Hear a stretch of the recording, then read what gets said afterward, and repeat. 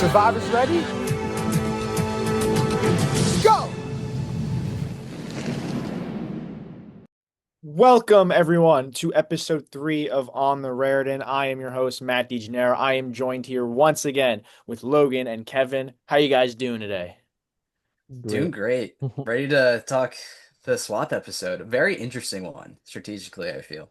Yes, this is a very, very interesting episode. And as we've been saying for a while, this episode, in our opinions, really sets the season up, and you're going to see why we think that. So, without further ado, unless y'all got anything to say, anything fun, let's just jump right into it. What do you guys say, huh? Yeah, this is a pretty packed episode, so I think we should just hit the ground running here. Yeah, so let's try and just, head first, head on. All right. So the first main thing that really happens in this episode is we start to see the, aftermath of the double tribal with Jake being blindsided and Gavin also being blindsided. We see how are these two tribes, Chopper and Slattery, how are they going to move forward in this game? Well, guess what? It's not going to matter all that much because for the first time in Rutgers Survivor history, in the very, short-lived history of Rutgers Survivor, we have our very first tribe swap of the entire history of the show. And this is a very, different tribe swap. It's not the traditional tribe swap. Forgive me. I'm so excited right now. You don't just, randomly pick your buff out of a bag. No, instead, we had a little fun element for nowhere to hide. As you know, the nowhere to hide theme, we're forcing the contestants to show their cards a little bit more. What happened was if you picked a specific index card, you would be the captain of either Slattery or Tropper. And in this case, in what I deemed to potentially be the best possible outcome, Faith and Kyle were chosen by straight luck to be the captains of the new swapped tribe. So before we get into that, like, do you guys want to add to, because like when we did that in my head, I'm like, this is perfect. We see how potentially dominant this alliance is of Sage, Faith, and Kyle, and now potentially adding Omar to the mix. Now, like forcing them to be split, and maybe the two more prominent faces of that alliance, Kyle and Faith, now having to be on their own and be like, that's just it was perfect. What do you guys think about that? I 100% agree. Like, we could not have asked for a better outcome. It seems scripted almost, but we Yeah. promise it's not. Mhm. Yeah, so it's so interesting because obviously we see at the beginning of the episode the Cerebrals form, which Yes, yeah. is Kyle, Faith, Sage, plus Omar from the other tribe who was just betrayed by his original tribe mates. And we see them plan this thing out like so meticulously, this alliance, how they're going to get to the end, the final four, and then immediate curveball right here, where Faith and Kyle, who are a duo, are now separated onto other opposite tribes, and are going to be two versus two. Uh, OG Tropper, OG Yeah. Slattery on each tribe. So I think it really ended up being an interesting split here. And yeah, that's a great point too. I totally forgot. This is the episode where at the start is we do get the introduction like officially to the Cerebrals, correct? Yes. Yes. So for those, obviously, as Logan did say, quick little recap: the Cerebrals, four-person alliance formed of the Golden Trio of Sage, Kyle, and Faith. This time they just added Omar. They added Omar to the mix, and they formed the Cerebrals, a very potentially strong alliance going forward. We'll see how that plays out. I do also want to stress because I know he's thinking this over the camera or over the screen. Kyle, this was not rigged. This tribe swap was straight luck. All right, before you think I'm out to get you or anything, I'm not. Okay, it's just the best possible outcome that we could have gotten, we could have asked for, and now we go straight into the tribe picking. And I think this is really interesting because Faith, I think, won the rock paper scissors to go whoever picks first, if I'm not mistaken, and she opted to pick second, which I thought was a little interesting. I think for those that don't know the rules of the swap as well, I'm sorry if I'm a little all over the place. You have to pick someone from the opposite tribe, and then the person that you pick picks the next person, but then that person picks from the opposite tribe, and then you just keep going forward until both tribes are filled. Like I said, it fills the nowhere to hide element. I think Max really, really cooked with that one. It's a great little entertainment value that it adds to the season. But Faith questionably decides to go second. And in my head, I obviously, it worked out. I mean, we saw what happens in the rest of the episode. We'll get to it. But if you guys want to help me out here, is there any smart reason in that instance for Faith to go second? Why not go first and solidify, taking Omar with that first pick from the other tribe? Why would she go second there? What do you guys think? I think just like heat of the moment, like is a new situation. I do think it was probably a bit of a mistake to go second. Like Omar was probably the most solid number. Mm. Obviously, she ends up picking Luke instead, who wants to have a working relationship with Faith. So perhaps she thought like, all right, if Kyle gets Omar, he'll be safe on that end, and Luke already wants to work with me. So maybe that could like kind of put them both in a better spot on each tribe. Mhm. Kevin, what's your take? Yeah, I don't know. Maybe it was just like a quick decision that it's kind of hard to like think through all of the choices right there on the spot, but Hmm. I'm not sure. Yeah, well, clearly Kyle takes advantage of that and he takes Omar with his first pick. And then we go down the list. I'm not going to go through pick after pick after pick. I think it was kind of self-explanatory who everyone was going to pick. Kyle gets the advantage. He gets him and Sage and Omar on one tribe. And then I think their last person is Hudson, if I'm not mistaken. And Yes. that is the new Tropper tribe, Adam Tropper's group. And the new Slattery tribe is Faith, Luke, Lana, and Jaden, which is very interesting because you look at that tribe, right? And you see potentially Faith being on the bottom, right? Because you have Luke and Lana, who we know are really close. Jaden was left out of the last vote. So maybe he's looking to, switch sides and get a new group of allies. So Faith being the captain of that new tribe, the tribe that she, constructed and put together, very interestingly enough, is potentially at the bottom of her own tribe. Meanwhile, Kyle on the other side of things masterfully, put it together. And that's just kind of, luck of the draw, him being in a power position with Sage and Omar, them three, and then Hudson being at the bottom if they were to lose the challenge. But speaking of the challenge, a plan was devised where they were going to intentionally throw the challenge, I believe. So that way, oh, I'm jumping too far. We forgot about the idol hunt. Of Look at course. me today. I'm all over the place. All right, so a little spoiler alert. We'll backtrack a little bit. Let's talk about the idol hunt, which was um done very differently than season one. I know all three of us especially remember the idol hunt from season one. I think we were us and like maybe John and throw Jack in there. I think us three were the most active ones in that idol hunt. I don't think anyone else really partook in it.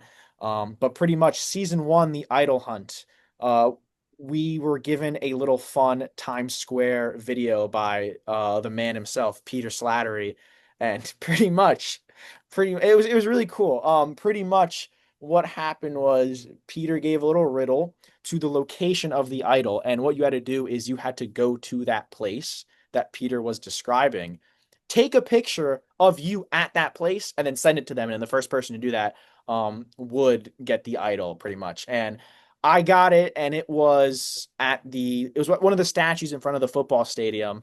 I think you both ended up getting there just like shortly after me, I Hmm. think.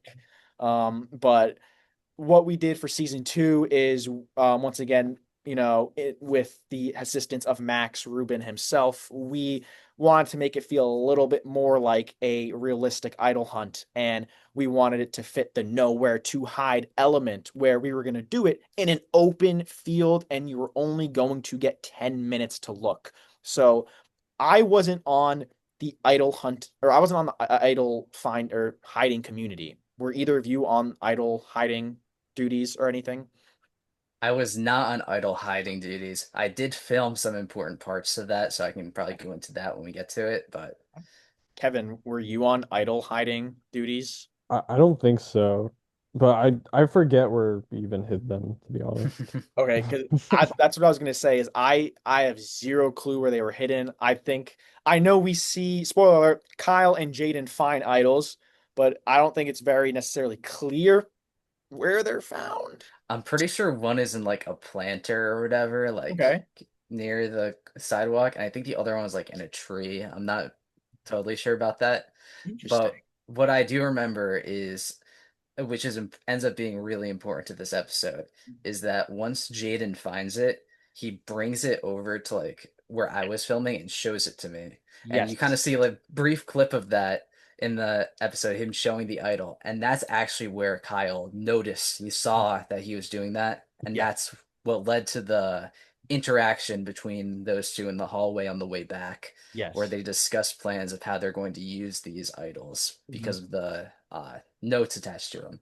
Yes. So going into those notes, one thing that we didn't mention to the contestants was that there was an opportunity that you were going to find the other tribe's idol. And in the event that you do end up finding the other tribe's idol, you were forced to essentially will it to someone on that tribe.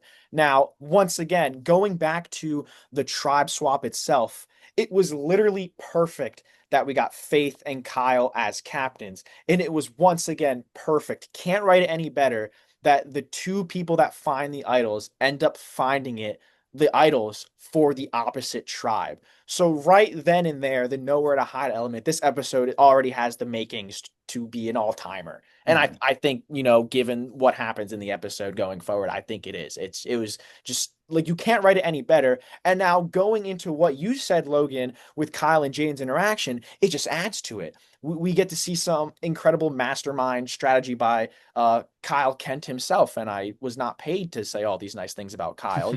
Truthfully, like he had a very great strategic performance here. And Logan, did you wanna add, or did you have anything to say about that regarding the interaction? Yeah, I can add to that. So Yeah. it happened really quickly where we were pretty much like going back to the main room where we're going to film the next section. And we noticed it's like Kyle and Jaden just aren't here. And they're like, all right, you guys, if you want to keep talking, strategizing, go for it. We're just gonna roll with it, film. A lot of them just stayed behind while this happened, this interaction. I came in late, but I noticed some of it. So it's very edited down in the episode, but it was a much longer interaction. It was probably like maybe like 5 to 8 minutes Oh of wow. Yeah. just Kyle, it, like Kyle and Jaden just like Kyle pretty much pitching that, hey, we have to go into confessionals to give this to another person. Let's just give it to each other. Mhm. And we can have this fair trade. We each still get our idols and nothing bad happens. But as we see, Yeah. Kyle has ulterior motives here. And Jaden, I love working with Jaden on this. He's such a nice Love guy. Jade.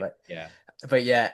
yeah, he ends up taking this deal, but it does not pay off because Kyle gives his idol to Faith instead. So now both Faith and Kyle end up having idols out of this whole situation.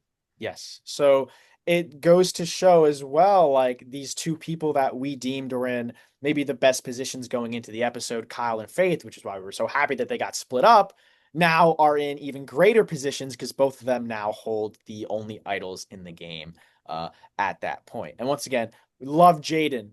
Absolutely love Jaden. And I do want to touch on his decision a little bit and ask your guys' opinions. But Jaden is one of the few people on the cast that I believe was new to Survivor when he joined the club, right?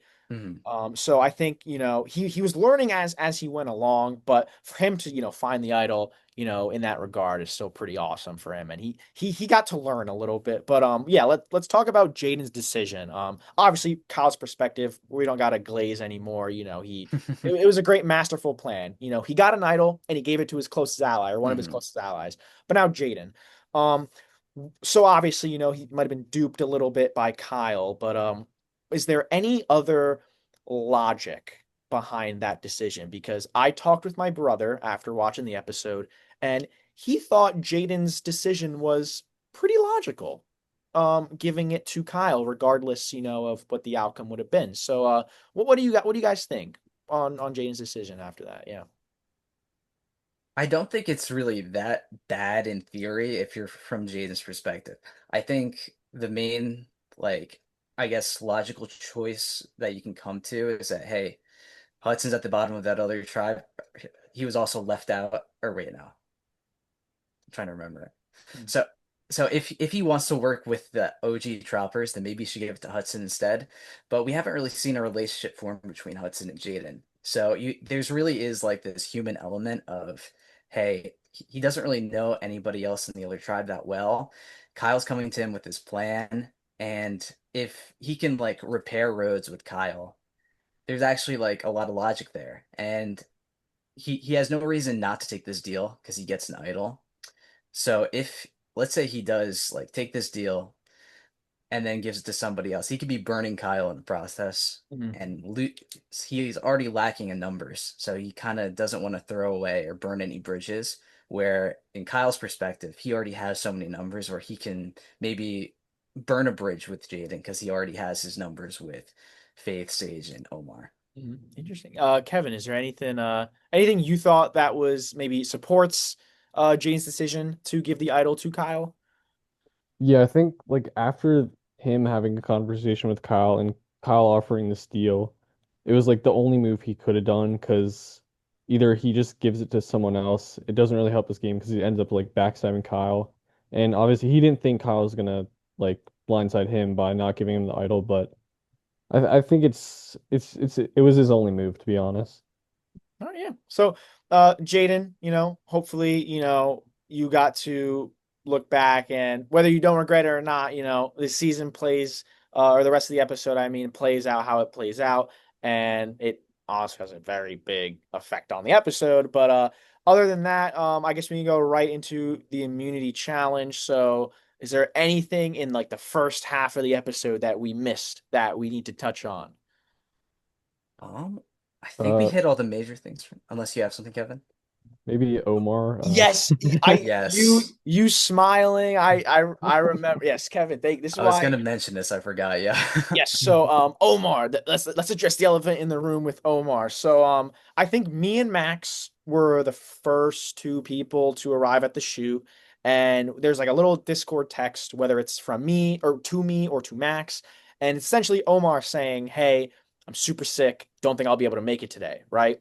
So we are very, pressed for time and pressed for filming availability because obviously everyone on our cast, they're busy people, they got lives to live. So when we do have an opportunity for everyone to be there and ready to film, we want to take advantage. So having someone say that they don't think they can make it like an hour before the shoot, it's really like, oh great, okay, so what are we gonna do?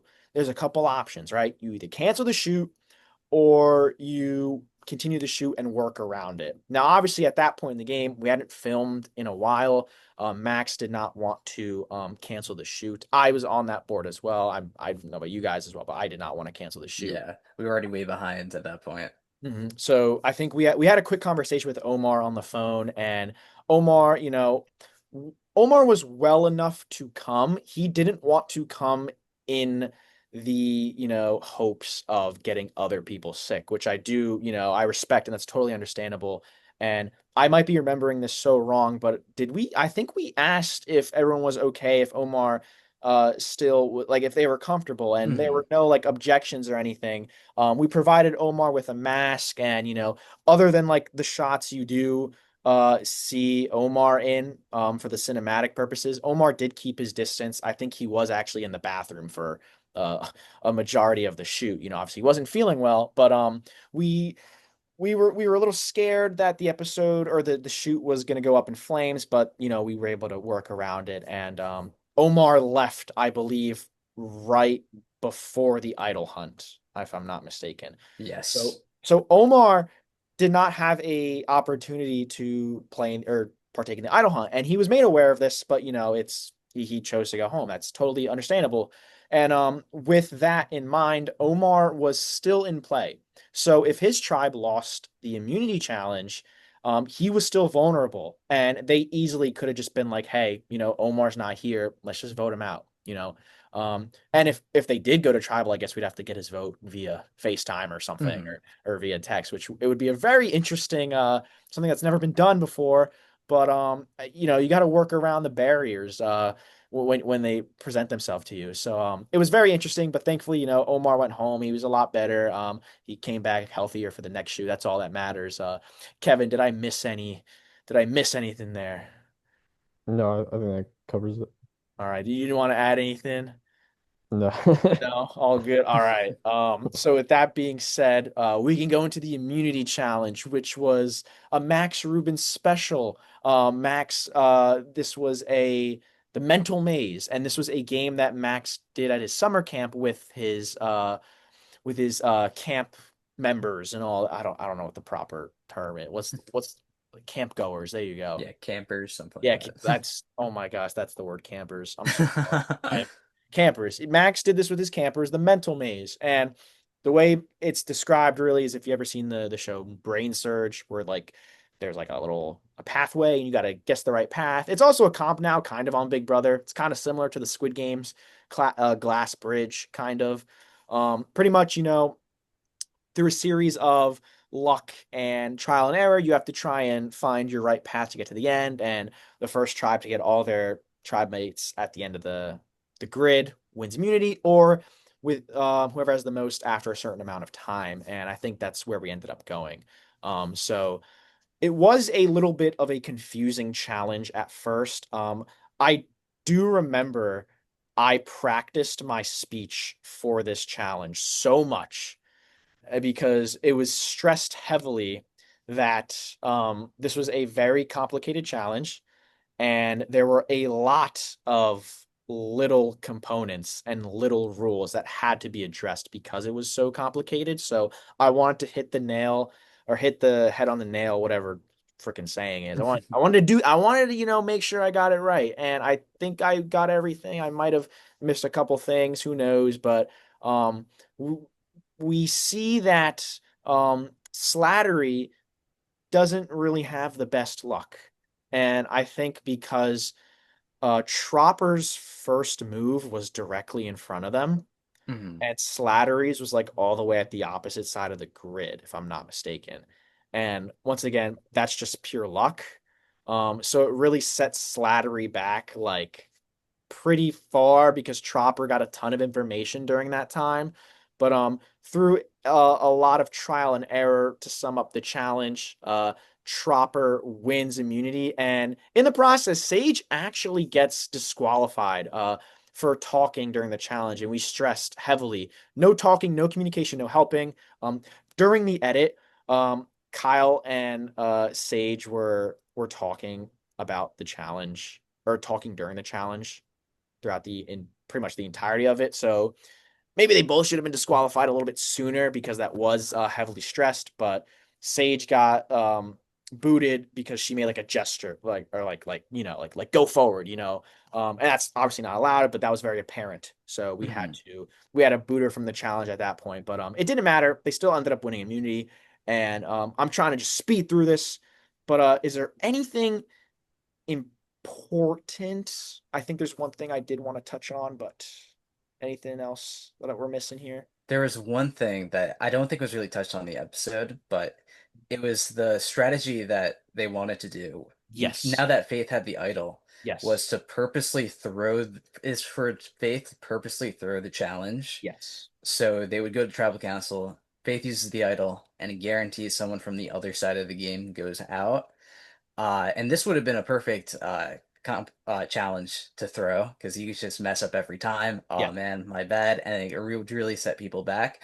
But the Omar factor, since Omar was not there, they had to sit somebody out, and they couldn't decide which one wanted to sit out. So Sage says, "I'm thinking of a number. I think it was between 1 and 10," and they all said their numbers, Yes. and it was Faith's number. So Faith ended up sitting out of the challenge. And one thing it's unfortunate it wasn't in the episode. I don't even know if anybody caught it on camera, but like Kyle's face when Sage said that it was Faith's number, he just looked at her like what it was really funny because like they definitely wanted to rig it, but I think Sage Yeah. was being very earnest and like Yes. fair in that moment. Mhm. But I found that to be really funny. I had to hold back laughter like behind the camera. But it pretty much made it impossible for them to throw the challenge, so it ended up being like Yes. fair anyway. Mhm. And I guess one other thing for the challenge, like we did do test runs, I think, with Yeah. Yeah. I think I was Slattery and Kevin was Tropper. Mhm. And then I do think I ended up winning as Slattery, like with their own moves. So Mhm. it really is just like luck of those first few. If Yeah. you guess right on that first one, it gives you so much more time. Unfortunately for them, like I think it took until the fifth move to get for them to get the first move. So that just really set them back, and it was really impossible to overcome, unfortunately. I think they, if I'm not mistaken, I think Slattery, I think someone crossed the fin, I thought, or no, or they had all the steps needed and um they just didn't, they just forgot at the end and that they could have won because Sage was disqualified. Yes. But they didn't come up clutch in the end and ultimately it leads to the tribal council. Yeah, unfortunately for them. Which, yeah, we're running out of time a little bit because we do have a special guest. But we'll get into that very quickly. So it is a pretty interesting scramble. It centers a lot around paranoia as to whether, does Faith actually have the idol? Is what this person is telling me, is this the truth? Should these two people have split the votes? There's a lot of questions we're gonna ask here. So before we actually continue in this, do any of you want to directly like start the conversation regarding the scramble? I guess probably the first thing is Faith tells the confessional right away, I'm using this no matter what. So Yes. I think that is a very important detail. And I feel like a lot of the strategy goes around like the idol talk. Mhm. Like we see Luke go to Jaden, and I think that's one of the first important things. And they have a conversation about the idol. And they Jaden ends up filling Luke in about the idol drama, about how Jaden gave his idol to Kyle, and he thinks he might be getting an idol, but he's not sure yet, and that really like tips Luke off as like, oh, something's up. Mhm. And then that does lead to uh the conversation between Faith and Luke, where Faith reveals that he does that she does in fact have the idol, and of course leads to an iconic moment Yes. of Luke heading back and speak to Lana and just simply says, "You're Yeah. fine." Really, I wasn't there for that. I would have burst out laughing, but we see, and I think a lot of this scramble ends up being just Luke and Lana trying to navigate this Mhm. dilemma, Yeah. and it ends up a really interesting result. So, like, you guys take it away. Yeah, so that is definitely something. Obviously, I think with Faith outright telling you, that she has an idol, whether she's lying or not, why take that risk? Why, I guess we're just fast forwarding to the votes. I mean, that's pretty much how the entire scramble went, just really juggling. Does Faith have an idol? Is this person going to play a blah, blah, blah? With that information in mind, whether she's telling the truth or not, if Faith really has an idol, why wouldn't Luke and Lana just put two votes on Jaden? It guarantees that they're both safe, right? It avoids any idol. And I think Faith wanted to work with Luke anyway. I think she said that, that was one person that she really trusted and felt good with. Hence why, that was one of the reasons she didn't write Luke's name down, despite him being a bigger strategic threat at the time. Why wouldn't they split the votes? I thought that going into it, and when I read the votes, I was genuinely shocked. I really was shocked. So like why not? I don't know. I guess so. I kind of have I was thinking the exact same thing up until I like rewatched the episode again tonight, and I Mhm. feel like I kind of have a little bit of a different perspective here, Mhm. and I think that's because of the conversations that between Luke and Faith and the conversation between Lana and Faith, like they really go in depth talking to each other about how we want to work together, how even if we vote for you tonight, we know you're going to use it, so it's going to be fine, and we're going to send out Jaden is like the a big like crux of the discussion. Mhm. So I think from Luke and Lana's perspective, and if we ever get to talk to them on here, I definitely want to ask them about that. I think they're like, okay, so Faith's gonna vote Jaden. If we put all the votes on Faith, if she doesn't play her idol, she goes home, and if she does, Jaden goes home. It's kind of a win-win. But obviously, they weren't taking into account the risk that what if Faith is lying and is actually wants to take a bigger move at one of us, Mhm. like who's been kind of seen to be the power duo of the original Trapper Trap. Mhm.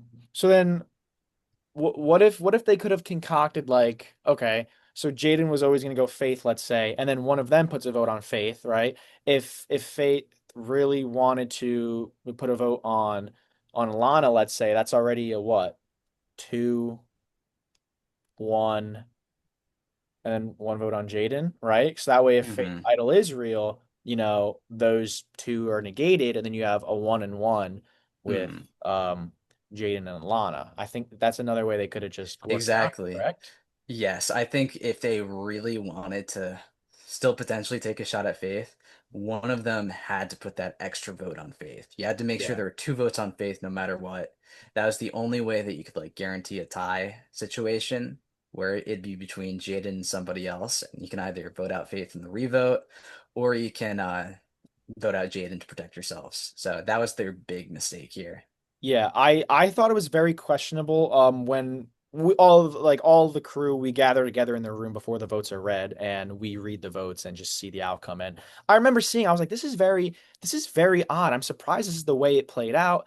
And Hmm. I'm glad that we were able to have this conversation as we are running out of time a little bit before we do bring on our new guest.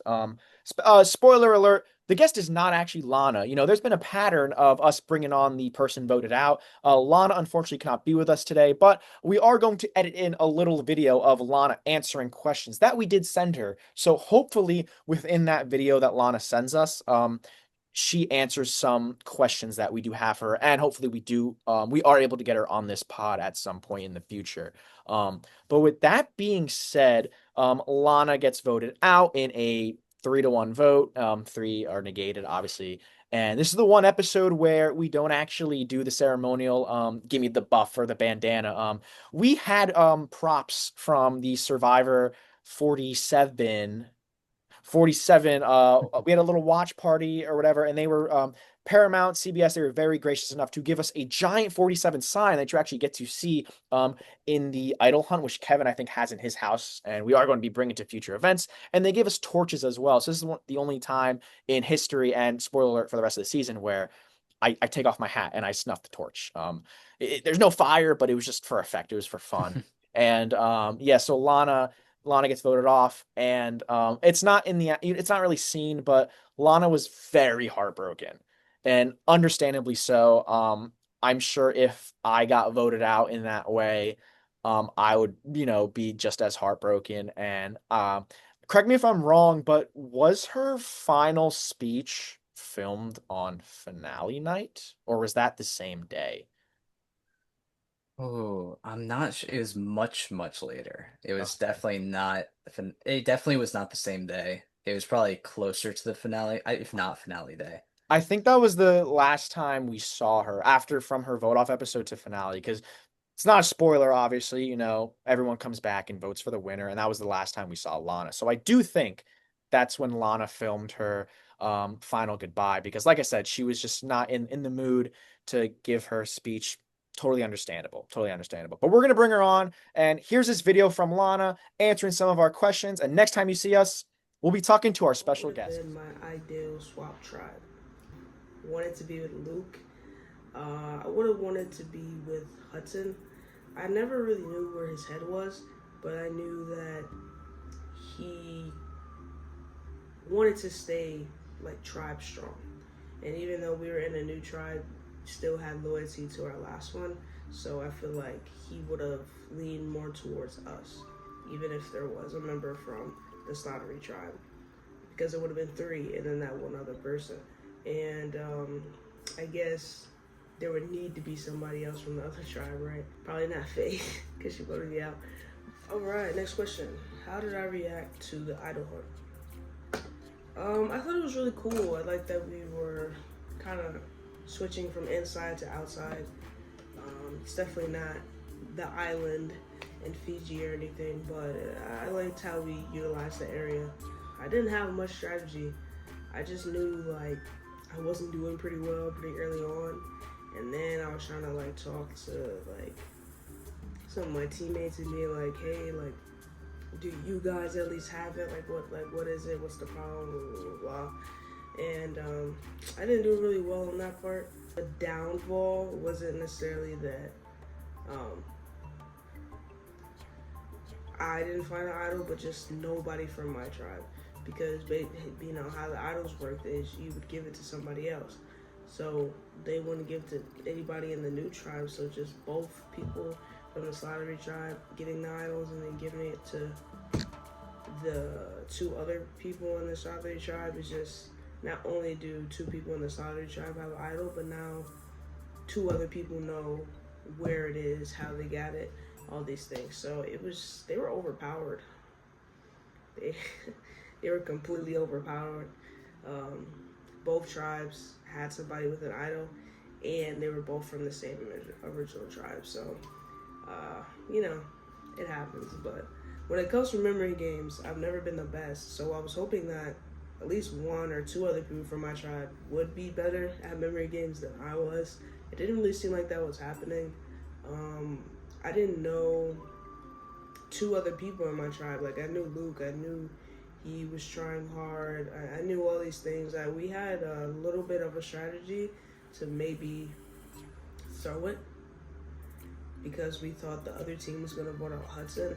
We kind of already started thinking about what we were going to do in preparation. There was a lot of scrambling. It was the least amount of time that we got throughout any of the votes. We got 30 minutes. I remember we were going from one room on one end of a building and then to the other. And honestly, it was just a lot. It was a lot of paranoia. I just didn't have much knowledge about the idols. I just knew that nobody I wanted to have it had it. And I was getting fed a lot of things. And I just didn't really know what to believe in the beginning of the episode. I had a bad read on the game at that time, but I did say it was either going to be me or Faith. Yeah, I didn't know who specifically had the idol, but I knew it wasn't anybody that was going to help me, and that scared me. And I just felt, I wasn't cocky, but I was playing from a little bit of a, I know where this vote is going to go. Not saying that I'm not going to get voted out, but I pretty much thought I knew where the vote was going to go. We had talks about splitting the vote. We had all these things. We did feel like we could trust him. Me and Luke, we felt like we could. But we just knew Faith was a huge wild card. And from my end, I let too much slip about how I was truly feeling. And that's because I felt that I knew where the vote was going to go. Not saying I didn't think it was going to go my way, but I thought I knew where the vote was going to go. So I just let Faith know too much. I let her know that she was a threat to me. And that was, that was silly. Had talks about him changing his vote for him, and I thought he was going to. Had talks about him changing his vote for him, and I thought he was going to. Like, I thought that was the last conversation. And I was kind of thinking like he cheated me out when he did it, but when he explained it, he said I just couldn't cross like another person and potentially have an enemy in the game, which I understood. But for me, it was like, you should have just told me that because I would have voted for him. I didn't care. You know what I mean? Like, it would have been a tie. So it would have been a difficult conversation to have. Like, hey, don't vote me out, vote her out, and I just voted for him. But I just would have explained what it was. Like, me sitting in that chair, my heart was beating, and I thought I was going to go home, but I also thought I was going to go home from a tie. I thought in no way ever it would just be one clean vote. I thought I was going home in a tie. So for me, Luke was my number one ally, but in that situation, he should have just told me, and I would have changed my vote because I wouldn't have cared, because it just would have been one more thing to help me stay in the game. So that's really where all that was. But all's fair in love and war. There's always things that you wish you can do differently, but you're also speaking from a perspective where you know how everything's gonna go now, which that's just not life. So yeah, of course, but also I had a lot of fun and if asked, I would 100% play again. So yeah, it was great. So go Rutgers Survivor. Welcome back to On the Raritan. I am your host, Matt DeGennaro, once again joined here with Logan and Kevin. And this time, the special guest is Gavin. Gavin, say hello to the lovely people at home. Hello, nice to meet you all. Well, it's nice to have you back here, Gavin. For those that, if you don't remember, Gavin was the third person voted out of Rutgers Survivor Nowhere to Hide. Not the fourth person. It's not Lana, as we said. Couldn't get Gavin on the last episode, so we're great. Sorry about Great. that. Yeah, we're so lucky to have Gavin come back. So first off, Gavin, I don't know if you've thought about Rutgers Survivor at all since the episode or whatever, but how does it feel like to be back in the presence of us? It feels nice. I'm glad that I got the opportunity to talk. I know that for my designated first episode, I ended up having some plans that ran over, but I'm glad to still have the opportunity to talk and that you guys followed up with me. So I really do appreciate that. Yeah, of course. And we are going to touch a little bit I specifically with you, I want to touch Mhm. on episode 1 a little bit as well. And Yeah. then we can kind of get into episode 2. So, in episode 1, you were I don't even want to use the word lucky, but you were the person to gain immunity, and you were in a very interesting advantage when you found that shield. So this isn't Big Brother where people like to throw challenges, left and right. So going into this immunity, the shield hunt, I like was your just immediate thought like, don't throw, just find this and then we'll see what happens after?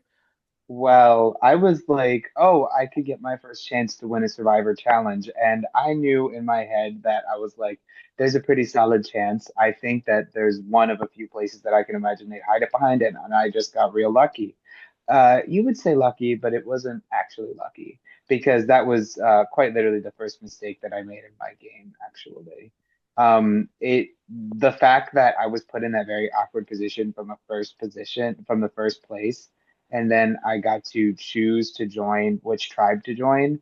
That was um, that was actually the worst thing that could have happened. So that shield advantage was not really an advantage. It was totally the opposite, actually, now that I look back and reflect upon it. And I really quickly realized that, especially as the format of that first episode went along.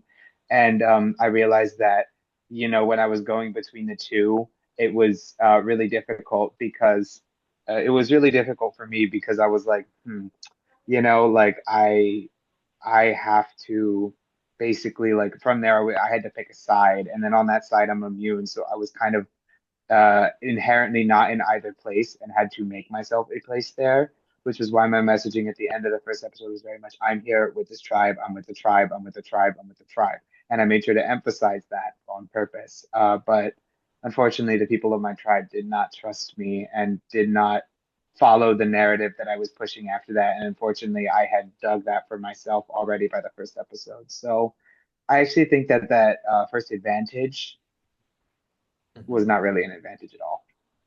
And that's very interesting that you say that because when we did it, I didn't think of it as a disadvantage, but until you won it and we did see the, events start to play out and unfold, and then I thought, huh, yeah, maybe this wasn't really Yeah, a good thing for Gavin. And at all. yeah, one thing I will say too is when we did this, right, when we planned the episode, that obviously was not the original plan, right? No, Because I know. yeah, we had what do we had? We had 12 contestants and we had Yeah. 3 tribes. I think your OG tribe was like, do either of you remember?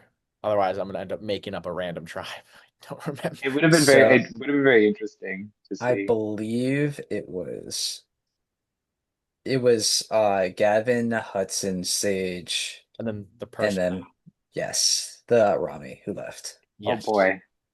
But why the reaction? You don't like that tribe? No, not that I don't like that tribe. It's just knowing how that played out. Considering that if this other dude had showed up, clearly he wasn't like, I don't know, in it enough to do that. It would have probably just been me and Sage either fighting or buddying up early on. Because honestly, I don't know if we would be able to outcompete the other tribes in challenges. So we'd probably be the immediate first on the block. And unfortunately, I think I would either, Sage and I would have either butt heads or gotten together and be like, yes, and then just went and probably sliced off the 12th guy already. So that's very interesting because I honestly think that that would have given me a much bigger segue and honestly probably would have prevented what ended up happening in the later game as well with Sage especially. So unfortunately, that's not what planned out, but I did the best with what I had. So Yeah. much of this game is luck. Yeah, it's you have to work with the cards you're dealt, but yeah, it definitely ended up being a precarious position you were put in. Mhm. And we were actually talking about luck a little bit as to what happened in episode 3 with the whole idol or the tribe picking thing, but that's Mhm. irrelevant now. And one thing I was unaware of was I didn't know actually, and this was maybe a fault on my part, or maybe I just wasn't paying attention when we were talking about it. I was actually unaware that you were allowed to mingle with both tribes. For some reason, in my head, I Cool. just pictured it like, okay, you know what? Whoever wins gets immunity and they're just like secluded. Like they go to like an exile island or something. I was unaware that you were going to be allowed to go back and forth. So when I saw that, I was like, "Oh, that's very interesting, but that might not be that great because both Yeah, people like maybe talk back and forth like, "Oh, he's getting information," which is kind of what we see in the episode happen. So, do you want to obviously you were the person doing it, so you have a better, yeah. experience. So do you want to touch on that a little bit? So that was like another mistake of mine that I made because I decided not to just stick with one tribe because I was like talking to the tribe that I ended up joining and I was like, I talked with them, I really liked them, and I was like, I'm just gonna go check out the other side, see if I could find something out. Like I literally said, like I just want to see, like check them out. I'm probably going to come back here. I just wanted to see, and then I went and did that. And then as soon as I did, I was like, yeah, I shouldn't have done that.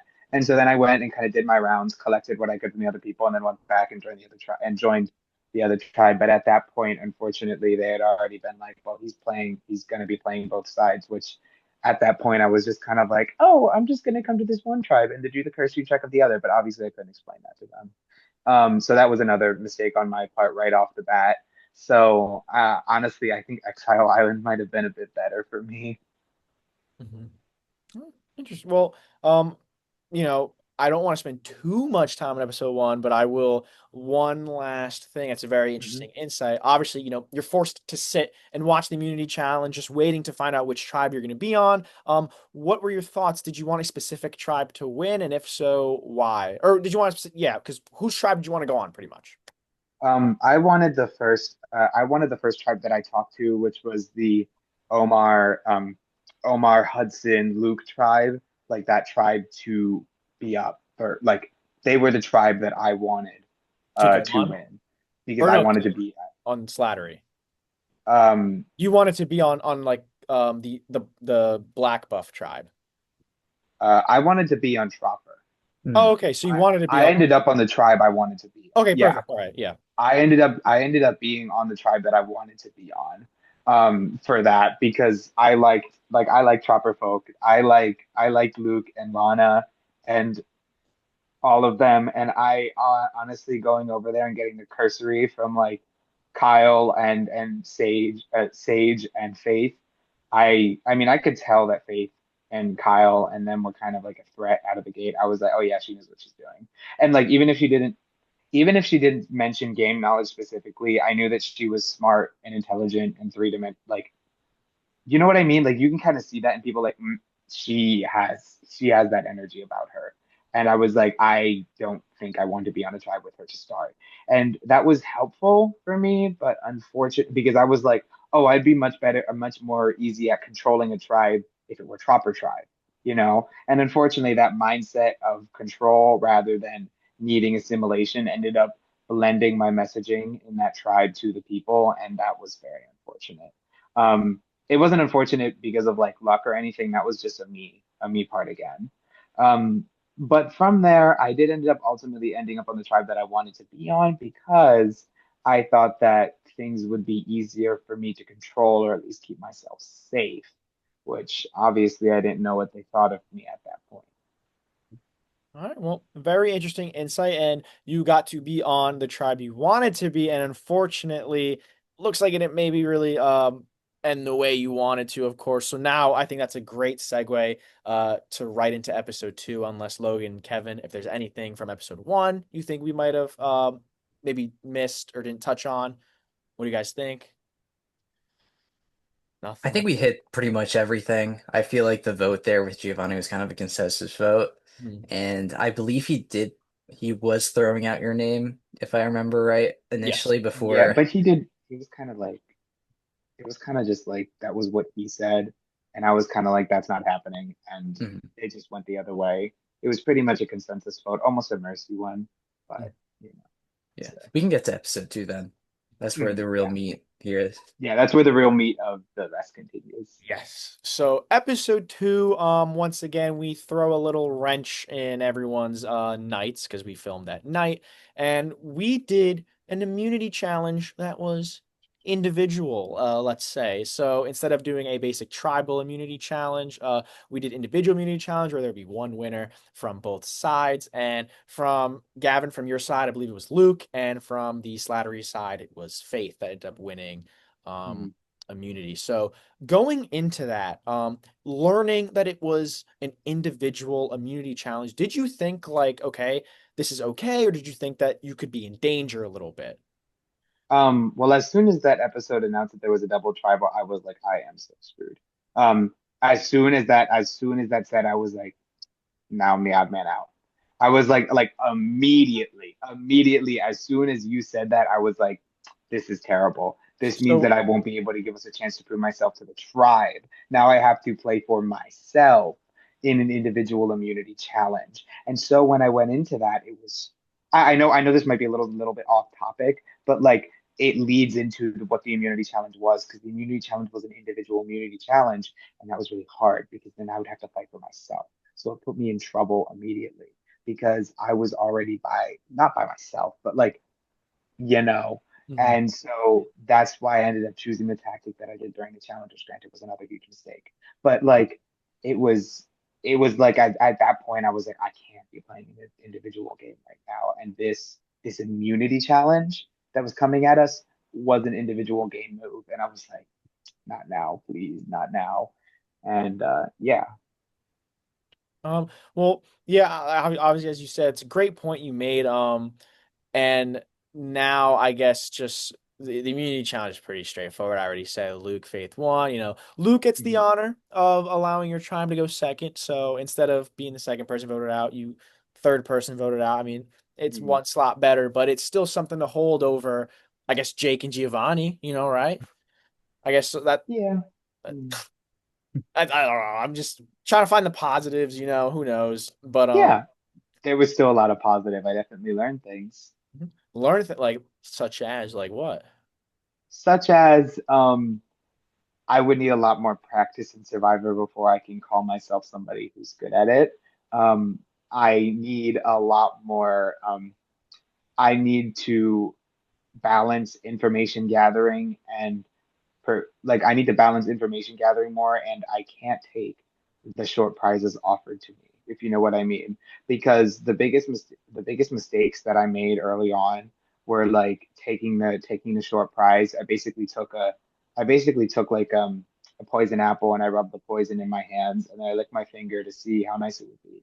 And I realized that it wasn't nice at all. And that's basically, and then that I realized at that point, I was like, oh my God. And then the second one where it was like dual tribal, now I'd have to be playing for myself. I'm like, this is like it was like that, and then rubbing salt in the wound after I had licked from a poison apple, and all of a sudden you put salt on my tongue as well, and I was like, oh boy, this is lining up really poorly. And then I ended up kind of like balling up gameplay wise, if you know what I mean. And I ended up trying to stick with somebody who would like save me, if you know what I mean. I was trying because at that point I was trying to like get behind somebody so that I get out of the way. I stand aside, if you know what I mean, which was really hard for me to do on a 5-person tribe where there's nowhere to hide, And so when I chose Omar, that anyways, that's another question story. But so that's definitely what I learned. I made a lot of decisions that were just blatantly incorrect and that I would still have a long way to go and playing in-person Survivor before I can probably reasonably go with confidence into a game. Mhm. Now, you mentioned Omar. I do want to mention Omar a little bit. Going into the scramble, I only recorded very few conversations. And one of them, or one of the two I think I recorded was it was the big group conversation that was like 40 or so minutes long of, unicorns, ice cream, cotton candy, yogurt, that whole conversation. And Yeah. I think I might have been the one that recorded the interaction between you, Hudson, and Omar, I think. For some reason, I remember at least being in the room during that. So from my perspective, all I saw was the three of you guys just, agreeing to vote with each other. So in my mind, I thought it was going to be, pretty straightforward. You three just, go together. But clearly we see that's not the case. So unless Logan or Kevin, you want to have any questions about the scramble, Gavin, if you want to kind of take us through the scramble from your perspective and Mhm. how it leads to the outcome that we got, feel free to spew. This is your episode. You are Yeah. free to talk for as long as you want, whatever you want. I don't want to steal your thunder here. Yeah, the one thing you proved in your like short time here is that you're a good storyteller. So we want Very. to hear this from your perspective and kind of just walk us through the motions here Mhm. as well as you can remember it. Because this, Okay, this was so like close going to a year ago, so Yeah. as best as you can remember. Yeah, so going into the scramble, I realized that everybody noticed that I was like whispering in Omar's ear and trying to help him and try to get him there so that he could have immunity and that I could kind of like walk behind him. I was basically, and maybe I just maybe I had just like picked him as the person that I go with because he was the tallest and probably the easiest to manipulate. Um, I mean, at least in my perception, because I was like, oh, he would be a good meat shield. And so I was trying to play that sort of bait and switch where like I knew I was in the spotlight, but now I kind of take him by the back of the shirt and boom, you're up on stage now. And I kind of throw him not in the intention of him getting out, but to draw the attention away from me or at least like advocate on my behalf a little bit. Obviously that he was fully with me through that whole thing, and he was kind of, blindsided. But then I also made my pitch to Luke at that point because you understand that there was a very interesting point where, when we were just talking about the this and that and the other things, the yogurt, ice cream, all that stuff, it's because I couldn't throw out a name. I didn't have the ability to throw out a name. Because if I had thrown out a name, especially if Hudson, because I think I remember I said like I almost like half said Hudson once, and I was like, oh yeah, oh boy, that's not happening. Then from there, it was like, okay, so I have Omar in my corner. So who else do I need to get after to try and help me? Because like as obviously I was saying to Hudson, like, yeah, we should go together. But then I was approaching the other person that I think, parsed the game the best, and that was Luke. And I was telling Luke at a certain point, like, you need to trust me. If I get past this vote, I am with you. I will help you and I will serve you through this game. And I was trying to make that pitch from him to him. And we actually had a lengthy talk about it afterwards, which explains why things ended the way that they did. But the thing is, during the scramble, I needed to do what I could without going on the offensive. So like I was like, Luke, you need to vote with me. Like, I know I don't want to take out Lana. I unfortunately I had to suggest Hudson's name because I knew that if it wasn't him, it was me. It wasn't Lana, it wasn't Omar. It's because at that point, Luke had kind of sized up Omar as like chopped piece of meat, like at that point in time, he wasn't posing as a threat to us. And so that's why I wasn't going to throw him out there because that just seems like the fall on, if you know what I mean. Whereas Hudson was kind of in the middle, but unfortunately throwing out his name because he was too likable was really hard for me to do. And unfortunately, I didn't know at this point, but like Luke and Lana had like this immediately, basically. And Luke was siphoning all of Lana's ideas to kind of work into his own game plan and kind of steal, like not steal, but kind of like draw them out of her so that he could use them and kind of tap her for ideas while having her vote at the same time. I didn't know this was going on in the background. And obviously I didn't really have much of a idea pool to draw from Omar because Omar said, it's okay, buddy. I'll take care of you. We'll get through to the next vote. That's all he offered me. and that's all I needed him to. But I had to trust in Luke for him to trust me at that point, and I felt secure enough until the vote actually happened. And as soon as my name like came up once, I was like, yeah, Luke didn't trust me, you know? And so from that scramble, I tried to approach it from the idea of I know that I am on the bottom and I know that I'm an outsider on this tribe. I just don't know how. The only quantity I could fully read was Omar because he put everything out there, which is what he kind of did at the easy. So it was an easy take, if you know what I mean. But unfortunately, when I only had three other people to talk to, one of them being somebody who could probably have been influenced by somebody else, and then the other playmaker on the tribe, I needed to make sure that that other playmaker was on my side, which was a pretty uphill battle because he knew that he would be able to have Lana and Hudson in his pocket much easier than he would me. And that he also knew that I'd be thinking for myself a lot quicker than they were. So then going into the vote, I had to trust. I had to just trust how he was going to do it. And unfortunately, leaving my fate in somebody else's hands, it's never a good position to be in because unfortunately, that's what ended my game. All in all, I was in a very tough position, but I also did make some critical mistakes along the way that unfortunately had backed me into a corner far before I had ever even reached the scramble. So, yeah, um, that's all I have to say about that. Oh, that was very insightful. I think you said it all any better than I could have yapped about personally. I mean, like it's just so great just hearing it directly from you, like your Mhm. experience. I'm just, I just dress like Jeff Probst and impersonate him for like 3 hours. Like that's all I do. But for you to actually kind of, especially for it being like a year ago, like for you being able to like still like vividly and like, you know, give us like all the details like that is just it's great. And I truly hope you had a lot of fun with it. It was great having you on, and unless Logan or Kevin have any, follow up, I do have some last couple of goodbye questions that I do want to ask you. Oh, Yes. all right. Go So for it. yeah, so first question. I want to know, if ever given the opportunity to play Rutgers Survivor again, what would you do? Would you say yes? And if so, what would you do differently? Um, if so, if I were given the chance to be back on Rutgers Survivor, I would. I would definitely be back on Rutgers Survivor, and that time around, I would be not the person to win first immunity challenge. I think that's the biggest thing that then set off a chain reaction of both my mistakes and then unfortunate game circumstances. And it made me very twist vulnerable, if you know what I mean.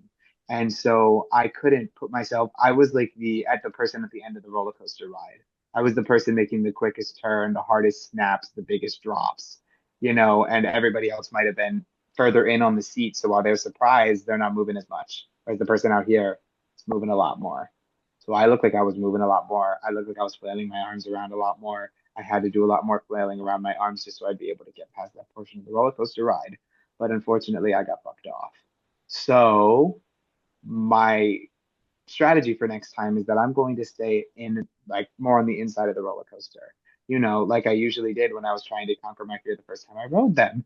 Back when I was, however young, you sit on the inside so that when you make the insides of the loops, they don't feel as loopy or not as fast or you don't move as much. And the thing is, in an early game, especially in a game with that few people, that's where you need to be. And you can't be playing that individual game in a game that only has 12 players, because at that point at least, because like in a 20-player game, you could start playing an individual game whenever you want, or even like the 18 on the official show. But 12, especially when it was like 12, no, 11, it was 11, sorry, 11 players, makes it really hard to start playing an individual game early, because you basically like if you have one ally and then you're on a tribe of like five people, it just it's like you have three other people to pitch to, and that's three unknown quantities, and they all three of them could be against you. But it's just that angle where it was like I need to be on the inside of that roller coaster.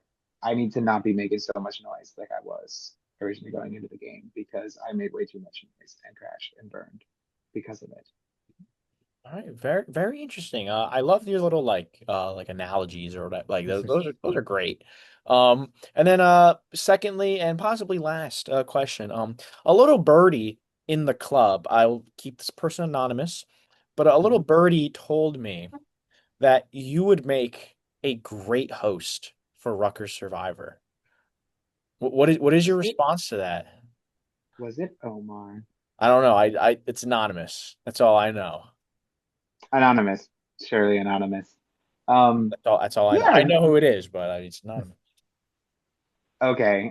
Just because I know because I'm like 90% sure Omar told me that at some point in time. 10% chance it's Um, not, but I'm just putting that out there. there's a chance not, but I don't know if I were to take my bets, I would bet that. Lose I'm losing dogs. But anyways, I mean, I think I could be a fun host. I don't think I would bring the same energy as Jeff Probst does. I think that his brand of energy is much different than the one that I would bring. I think that mine might be a little higher energy, but in a different aspect.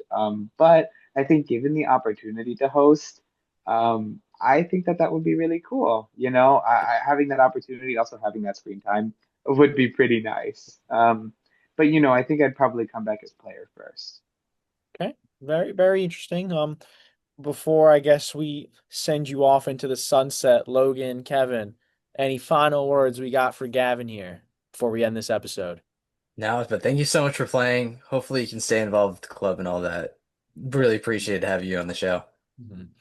Yes, thank you once again for coming on. It means a lot. And of course, it didn't end the way you would have wanted to, but thank you so much Oh for well. playing.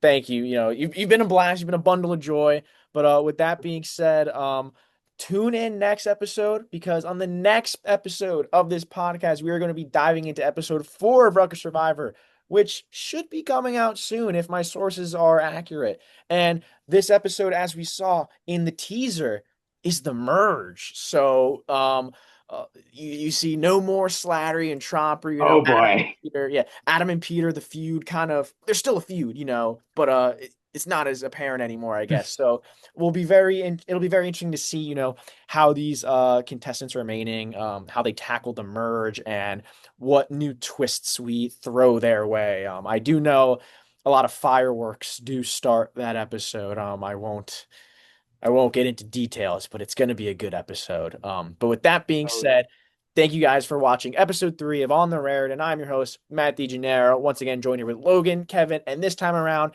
Gavin. Signing off. We'll see you guys next time, and have a great night.